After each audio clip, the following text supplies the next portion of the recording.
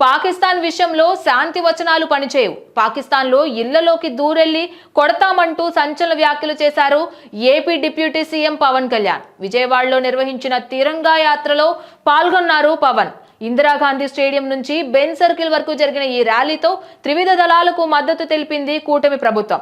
జాతీయ జెండాలు చేతబట్టి CM Chandrababu, deputy CM Pawan Kalyan, AP BJP అధ్యక్షురాలు పురంధేశ్వరి, పలువురు ఏపీ మంత్రులు, కూటమి నేతలు పాల్గొన్నారు.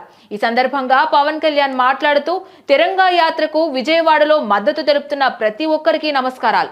దేశ విభజన జరిగినప్పటి నుంచి ప్రశాంతత చూడలేదు. అభివృద్ధి చెందుతున్న మన దేశాన్ని వెనక్కి నెట్టాలనే ప్రయత్నాలు చూశామన్నారు. కసబ్ లాంటి వారు 72 గంటలు ఎలాంటి దాడులు చేశారో తెలుసు.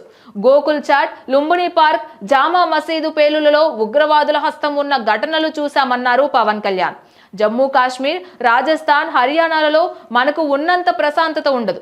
అనునిత్యం సైనికులు మనల్ని కాపాడుతూ ఉన్నారు. అందుకే సైనికులకు మనం ఉన్నామనే ధైర్యం ఇవ్వాలన్నారు. సెక్యులరిజం పేరిట సుడో సెక్యులరిస్టులు వ్యాఖ్యలు చేస్తే ఏ స్థాయి వ్యక్తులైనా సరే సమాధానం చెప్పాలన్నారు పవన్.